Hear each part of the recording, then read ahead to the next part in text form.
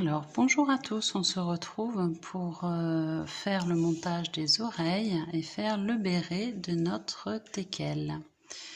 Donc, j'espère que vous avez reçu vos yeux mieux que moi, qui ne sont pas très jolis. C'est dans ce sens-là. Donc là, j'ai terminé mon 31e rang, j'ai mis une aiguille et je vais passer en face pour vraiment bien fermer le nœud. Hein, je fais une espèce de petite étoile, comme ça ferme bien. Et je vais faire un nœud solide, de manière à ce que ça ne bouge pas. Hop.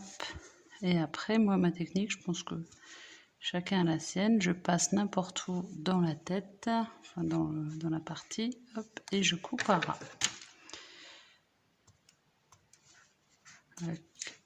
Voilà, comme ça se voit pas, et c'est bien fermé.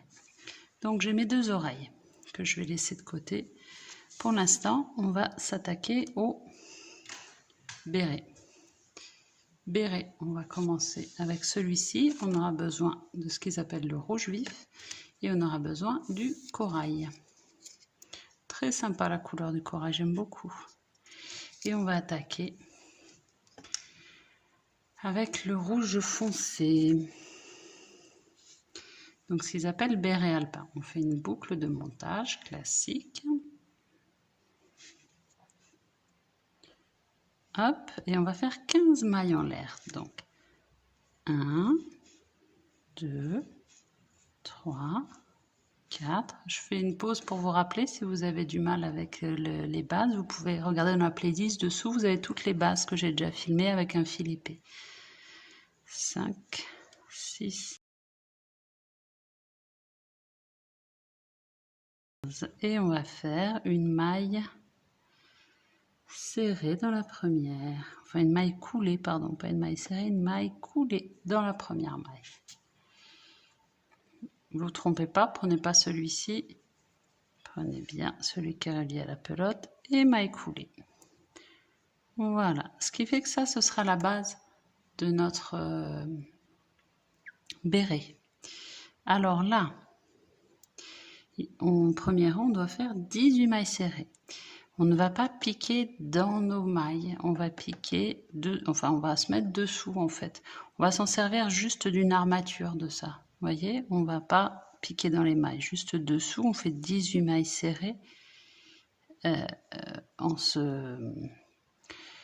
en allant autour en fait. Vous voyez, je pique dessous. Hein, je ne suis pas dans une maille. Et on fait nos 18 mailles serrées. J'ai pas besoin de marqueur là parce que juste je compte mes mailles. 3, 4, et quand j'ai fait 18, j'arrête. Et elles vont se placer naturellement autour de mon petit anneau.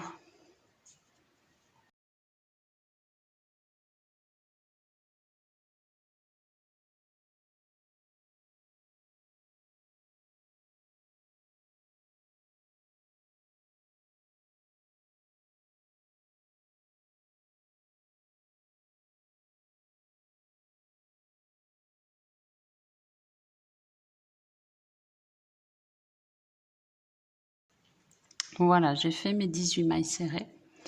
Et là, elles vont se répartir naturellement. Je les mets toutes dans le même sens.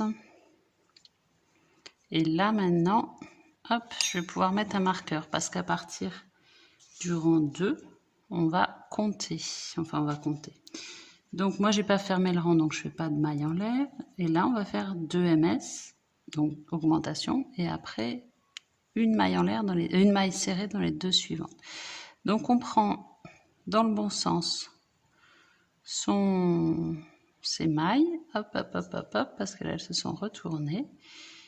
Et tout simplement, on va commencer. Donc là, augmentation, ça m'embête, il faut que je le mette au milieu pour que ce soit dans le bon sens. Voilà. Et donc là, je commence. Donc, première maille serrée, 2 mailles serrées dans la même augmentation. Et après, 2 MS, donc une MS dans chaque Dans les deux prochaines MS, une. Et celle d'à côté, une. Là, je suis toujours avec mon fil rouge foncé. Et on fait ça tout le long du cercle là, du rond. 2 MS, donc une augmentation, les deux dans la même, et après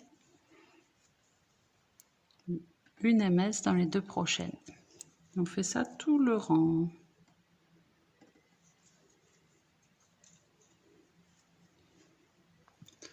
Alors, j'ai fini mon rang 2 et je vais commencer mon rang 3. Faites bien attention à ce que ça ne soit pas torsadé, hein, pour crocheter au bon endroit. Donc, on commence notre rang 3 en faisant, bon, moi je fais pas de ML puisque j'ai pas fait de maille coulée, et je vais faire 2 mailles serrées dans la même maille serrée. Donc, 1 et 2. Et après, on fait 3 mailles serrées. Et on va faire ça tout le rang. 1. Dans celle d'après, encore une. 2. Et dans celle d'après, encore une. 3. Et à nouveau, 2 mailles serrées, donc dans la même maille serrée.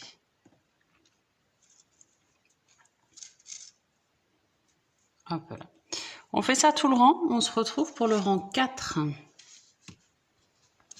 J'ai fini mon rang 3 et maintenant je vais prendre mon fil rouge vif, je laisse ma petite pelote rouge foncé de côté et je vais prendre ma pelote rouge vif pour faire le changement de couleur du rang 4. Alors là, j'ai fini ma maille, ma dernière maille du rang 3. Si je veux avoir un joli changement de couleur, je vais la défaire pour vous montrer à quel moment on peut introduire le fil rouge vif. Je défais ma maille la dernière du rang 3. Là, hop, je fais mon jeté. Et à ce moment-là, on peut introduire le rouge vif à ce moment-là, sur la dernière maille du rang 3. Et voilà. Comme ça, on aura une jolie transition de couleur. C'est pas du tout obligatoire, c'est une possibilité, s'il y en a qui préfèrent faire comme ça pour avoir une plus jolie transition. Mais il n'y a pas d'obligation. Alors, du coup, je tire mon rouge foncé. Hop, et là, j'ai mon rouge vif. Ça, je le mets là, et là, je tire. Et je vais faire 30 mailles serrées, donc une maille serrée dans chaque maille serrée, avec mon rouge vif sur le rang 4. Pour l'instant, je crochette avec mes 2 chefs. Ça, je le rentrerai à la fin. Mon petit bout de rouge vif. Donc, une maille serrée dans chaque maille serrée du rang précédent. Ça veut dire que mon béret va commencer à se courber. On va commencer à avoir une forme un petit peu de béret qui va se mettre progressivement. Donc, c'est là qu'il va falloir choisir aussi dans quel sens vous voulez le mettre. Soit il va être comme ça, soit il va être comme ça. Là, ça va être le moment de choisir après le rang 4, puisqu'on va avoir des fils à cacher avec le point de tapisserie. Allez, je vous laisse terminer le rang 4 et on se retrouve pour le point de tapisserie au rang 5. Vous allez voir, c'est hyper facile, il n'y a aucun problème. Alors, j'ai fini mon 4e rang rouge vif et maintenant on va faire un point de tapisserie, ce qui veut dire qu'on va juste alterner rouge vif, rouge foncé. Donc là, j'ai terminé par du rouge vif, donc je vais prendre mon rouge foncé. Donc moi, j'ai choisi qui serait dans ce sens-là. Vous n'avez pas net la caméra, voilà, j'attends qu'elle fasse la mise au point. Dans ce sens-là, donc ce qui veut dire que je vais passer mes fils derrière. Mais si vous avez choisi l'autre sens, vous les passez devant. Alors, je vais commencer, hop, là, je suis encore avec le rouge vif. Mais là, ça y est, je prends mon rouge foncé. Et non, j'ai fait une bêtise. J'étais... Hop.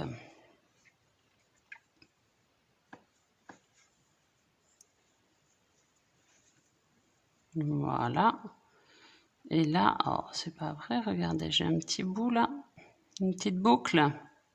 Je recommence mon rouge vif. J'avais une petite boucle qui était restée de côté. Je prends mon rouge foncé, jeté, et je passe. Et maintenant, je fais... Oh, bah, décidément, elle est encore là. Bon, bah, tant pis. Et maintenant, je fais ma maille avec le rouge foncé, comme ça. Et là, je prends le rouge vif. On alterne un de chaque. Ok? Et là, je pique, rouge vif, et jeté, rouge foncé. Ce qui va nous donner une alternance rouge foncé, rouge vif. Je pique, jeté, rouge foncé, jeté, rouge vif. Vous voyez l'alternance? Je sais pas si c'est bien net. Voilà, c'est plus net quand j'enlève les pelotes en fait. Donc là, je suis avec mon rouge vif, je pique, jeté rouge vif, et maintenant jeté. Alors attention à ne pas mélanger complètement vos pelotes. Jeté, rouge foncé, je pique, jeté rouge foncé, et jeté rouge vif. Voyez, on fait ça tout le long, donc on alterne. Derrière, bon ça va, c'est pas hyper moche parce que ça se voit pas trop. Et donc je fais tout le tour comme ça. On se retrouve quand on a fini ce tour. Alors j'ai fini mon rang 5. Voilà ce que ça donne. C'est assez joli, je trouve. J'attends que ça fasse la mise au point, voilà. Je vais couper mon fil rouge foncé pour ne pas qu'il me gêne. Donc je laisse assez de place. Hop. Je le mets de côté. On en aura besoin pour le collier après. Pour l'instant, je le laisse de côté. Je le rentrerai tout à l'heure. Hop là. Ou je ne le rentrerai pas. Je l'accrocherai, je pense, avec celui-ci pour que ce soit solide. Bon, en même temps, je peux le faire tout de suite. Je vais faire un double nœud avec le nœud de départ. Donc ça, c'est mon côté interne. Comme ça. Ils vont pas me déranger. J'aime pas avoir des fils qui me... Donc je serre pas trop non plus. Je fais un double nœud. Mais comme ça, il va pas venir m'embêter pendant que je fais la fin du béret. On n'a plus besoin pour le béret du fil foncé, donc on peut le couper. Après avoir fait des nœuds évidemment solides. Hop. Donc maintenant je vais faire, j'ai ma petite boucle de tout à l'heure qui est toujours moche, je sais pas d'où elle vient, j'ai essayé de l'enlever mais j'ai pas réussi, c'est pas grave. Brin arrière seulement avec le rouge vif, on va venir piquer et faire des... Donc mon brin arrière il est là, ici. Diminution, donc moi je ne fais toujours pas la maille en l'air, vous savez pourquoi, j'ai pas fait la maille coulée avant, j'ai pas fermé mon rang, 2 mailles ensemble, donc 2 mailles ensemble, d'habitude, moi pour faire les diminutions, je pique dans le brin avant celui-ci, mais là, comme on nous dit de faire brin arrière, on va se mettre ici, hop, et hop, jeter. Donc c'est des diminutions, pas dans la maille habituelle, hein, mais on nous demande de faire ça, donc on fait ça. Du coup, j'ai ma petite boucle de tout à l'heure qui m'embête un peu. Diminution et après 3 ms. Donc on pique à chaque fois ici. Vous voyez ? 1, 2,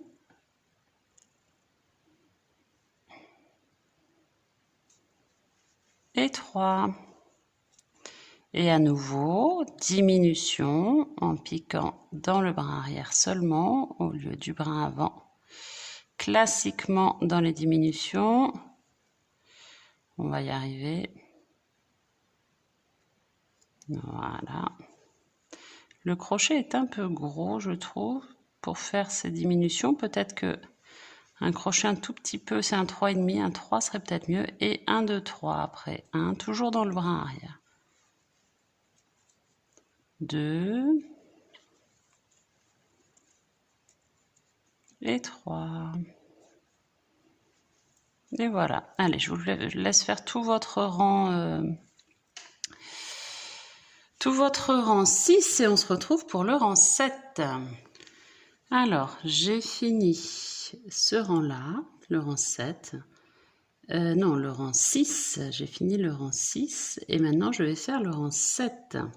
Et je vais alterner rouge vif et rouge corail. Alors, on va commencer... Ah, mon fil, il est bloqué dans mon petit marqueur. Ça va pas. Voilà, comme ça, ça va être mieux. On commence par une diminution. Donc, on reprend nos diminutions classiques dans le bras avant, hein, comme on a l'habitude de faire.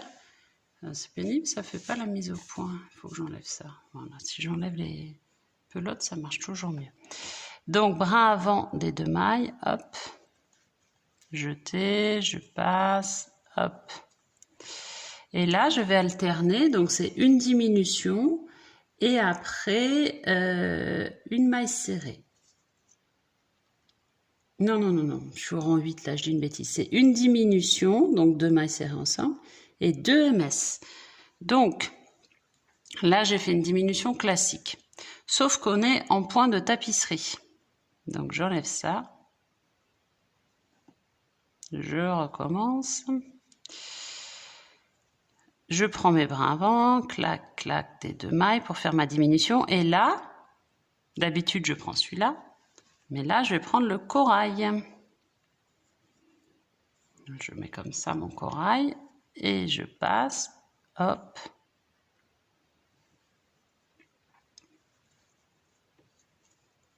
Comme ça. Je fais mon point après avec le corail. Donc là, vous avez vu, j'ai gardé les deux bouts de ma laine, mais je peux très bien la laisser de côté et puis la rentrer plus tard. J'ai fait mon jeté et là, ce sera avec le rouge vif. Jeté et je passe. On est au point de tapisserie. Je pique dans la maille d'après. On fait 2 mailles serrées. Jeté, je sors et là, je prends mon corail. Jeté, je passe. Là, on va commencer notre diminution, tac, brin avant, tac, avec notre corail. Je reprends mon rouge, jeté, je passe. Je garde le rouge, maintenant il faut faire nos 2 mailles serrées. Donc, et mon fil chemine hein, derrière, de l'autre côté. Jeter, alors, non pas jeter, je pique. Fil rouge. Je vais y arriver, les deux se sont collés, hop.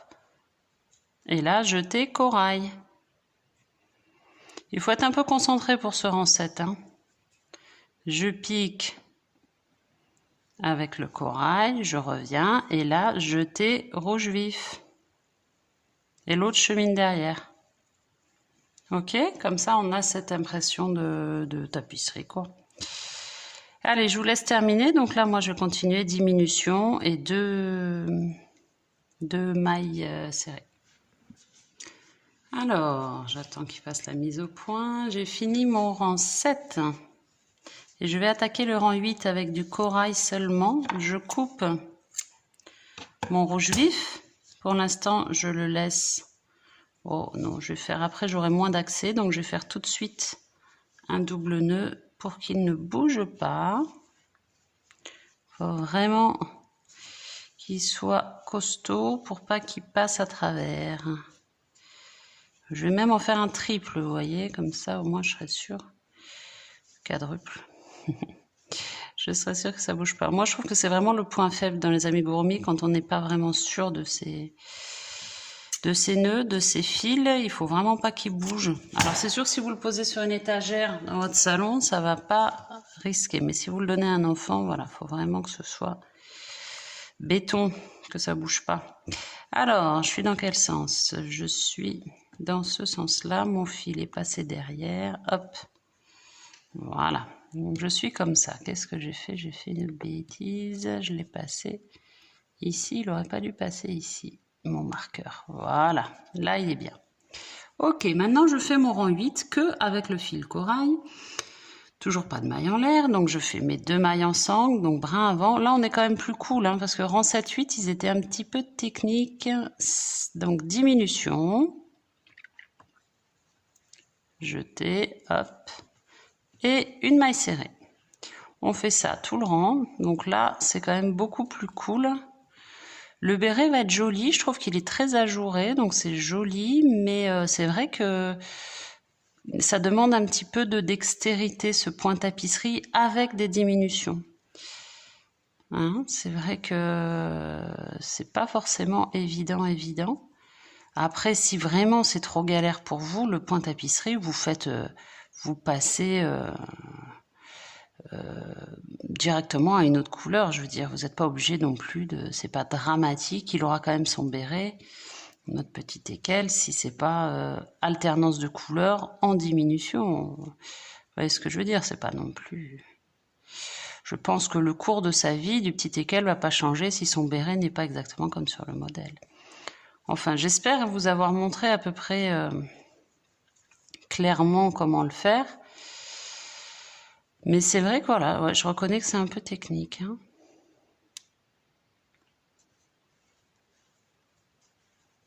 Le tout, c'est de faire cheminer le 2 pelotes derrière. Hop là. Et diminution. Il doit me manquer une maille parce que normalement ça tombe, j'aurais dû... mais je crois que j'ai fait une diminution en trop tout à l'heure. Mais c'est pas très grave, ça m'inquiète pas plus que ça. Donc voilà mon rang 8 qui est fait. Mon rang 9, eh ben on fait que des diminutions avec notre fil corail. Et après on coupe. Je vous laisse faire vos 6 diminutions. Voilà, mon rang 9 est terminé. Donc évidemment, je coupe. Je fais une maille coulée. Donc on pourrait choisir de laisser comme ça pour remplacer la tige, mais on va faire les choses correctement. Donc je rentre avec une aiguille mon fil de manière à ce que ça fasse joli. Voilà. Je vais la rentrer ici. Hop. Voilà. Donc on a notre joli petit béret qui ressemble à ça pour l'instant. Et on se retrouve pour faire la tige. Alors, notre tige, je vous avoue que je viens de passer quelques minutes à comprendre ce qu'il voulait qu'on fasse. Je ne sais pas si j'ai bien compris, mais en tout cas, voilà. J'en ai fait une et voilà, on reprend pas à pas pour refaire. Donc, on fait notre boucle de montage classique. Clac. On fait 6 mailles en l'air. 1, 2, 3, 4, 5 et 6. Sur la 6e, je vais couper. On ferme, maille coulée et on tire. Alors je vous donne ma technique, je vous donne pas, je sais pas si c'est ce qu'ils veulent qu'on fasse, hein, mais comme c'était pas très clair, j'ai plié en 2 ma chaînette. Et là, avec mon fil que je viens de couper à la fin, je vais l'enrouler autour de ma petite chaînette pliée en 2. Je vais pas trop haut pour pas que ça sorte. Je redescends et je vais faire un double nœud avec mon nœud de démarrage.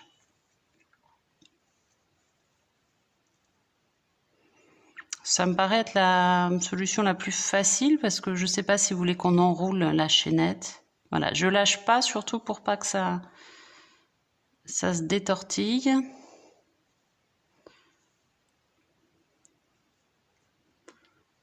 Hop, viens là toi, voilà.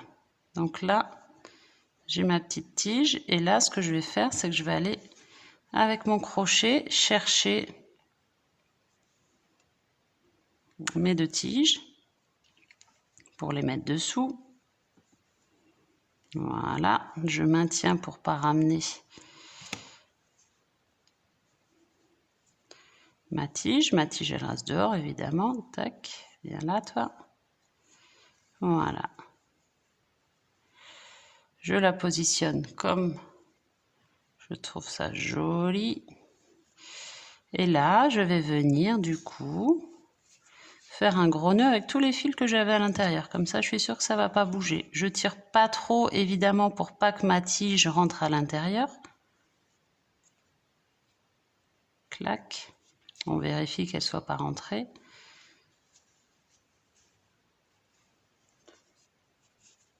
Et mon deuxième nœud. Avant de serrer, je vérifie que ce soit bien comme j'ai envie. Hop. Voilà.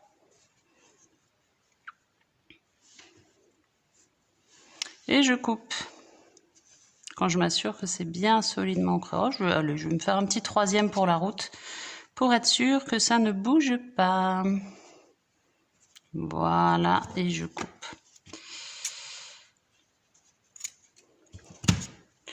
Voilà notre béret avec sa petite tige. Alors je sais pas, si vous avez une autre idée pour faire la tige, n'hésitez pas à la partager. Hein. Moi vraiment j'ai pas de prétention d'avoir vraiment le... Alors, du coup, j'ai rien laissé comme fil pour coudre après, ce qui est un peu stupide. J'aurais dû laisser celui de démarrage, mais bon, c'est pas grave. Je prendrai un fil rouge foncé, mais c'est vrai que du coup, ouais, peut-être ça peut être bien de laisser le fil de démarrage. Allez, on se retrouve pour le montage. Alors, maintenant, on passe au montage. J'ai mis l'aiguille sur mon oreille et je vais fixer mon oreille. Ma première oreille. Je vais mettre celle-là. Donc là, ils les ont mises assez basses, à peu près, juste un peu plus haut que les yeux, ça fait à peu près par là. Moi, c'est pas mal par là. Alors, donc je vais la mettre un peu au-dessus de l'œil. Je commence comme d'habitude par fermer mon oreille, là, pour pas qu'elle souffre quand je couds. Et là, je vais la mettre donc à peu près par là. Après, vraiment, c'est un choix personnel. Hein. À ce niveau-là, c'est vraiment de l'esthétique. Donc, faites le teckel le teckel de vos rêves. Le teckel de ses rêves. Voilà. Alors, moi, j'ai coupé mon fil de démarrage, donc j'ai plus de fil de montage là. Donc, je vais en profiter. Comme le béret est à peu près de ce côté, je vais me servir. Je suis en train de réfléchir. Est-ce que je mets un peu de rembourrage dedans? C'est une bonne question. J'ai pas. Je ne sais pas s'il le précise. Je regarde en même temps.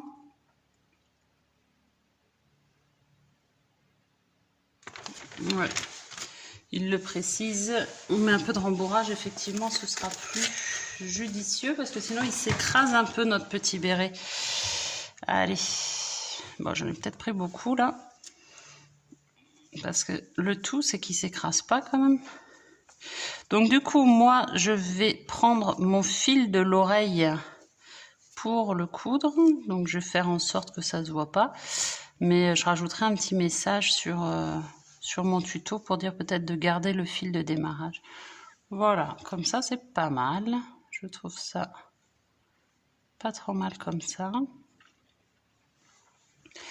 Et hop, et moi je vais le coudre avec ce fil là du coup. Allez, on se retrouve quand on a fini ça. Alors, je voulais vous montrer, là j'ai fixé ma deuxième oreille, mais j'ai pas encore coupé le fil. Je voulais vous montrer que comme d'habitude, je ferme toujours mes fils sous l'oreille, enfin ou sous les membres, pour que vraiment on voit rien, et je fais un double nœud bien serré. 1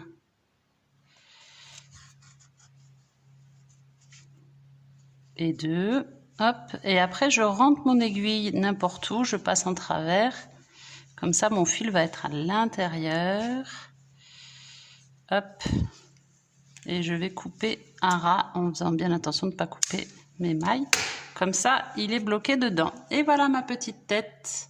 Prochain tuto, on se retrouve pour commencer le corps.